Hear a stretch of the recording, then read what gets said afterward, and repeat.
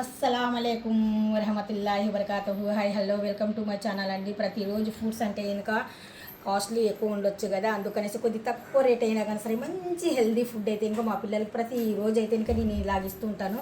ఇలా గ్రానీస్ ఎందుకు చేస్తానంటే ఇంకా వాళ్ళు చూసినా వెంటనే వావ్ ఎంత బాగా ఉంది అన్నట్టుగా, అంటే వద్దన్న వాళ్ళు కూడా తినేస్తారు. అంత చక్కగా అయితే ఇంకా గ్రానీస్ అయితే చేశాను. పెప్పర్ పౌడర్ కూడా వేసాను. పెప్పర్ పౌడర్ వేస్తే ఇంకా ఏమవుతుంది అంటే గొంతులో ఏదైనా ఇన్ఫెక్షన్ ఉన్నా కానీ సరే మనకు ఆ ఇన్ఫెక్షన్ మామూలుగా పెప్పర్ పొడి అంటే పెప్పర్ పొడి తినండి అంటే ఎవరు తినరు. ఇలాగే ఎగ్స్ పైన వేస్తే ఇంకా తింటారు కదా, చిన్న పెద్ద తేడా లేకుండా మంచి అంటే గొంతు కూడా క్లీన్ అయిపోతుంది, వాయిస్ కూడా చాలా బాగుంటుంది, ఏదైనా కొప్పమున్నా కొట్టేస్తుంది. అంత మంచి హెల్తీ ఫుడ్ అండి. ఈ రకంగా అయితే ఇంకా ఇస్తున్నాను. కీర చాలా మంచిది, క్యారెట్ మంచిది, బీట్రూట్ మంచిది, ఎగ్ మంచిది, బాదం మంచిది. ఇందులో అస్సలు అన్హెల్దీ అనేది ఏమి లేదు, అన్ని హెల్దీ ఫుడ్డేనండి. చూస్తున్నారు కదా.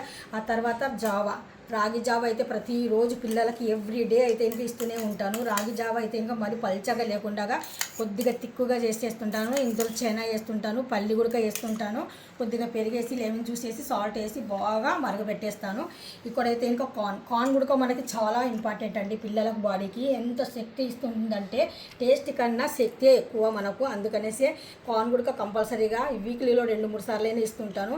ఇక్కడైతే ఇంకా బ్లాక్ చెనా పల్లీలు 2 బాయిల్ చేశాను. చాలా చక్కగా అయితే ఇలాగ ఫుడ్ ఇస్తుంటాను.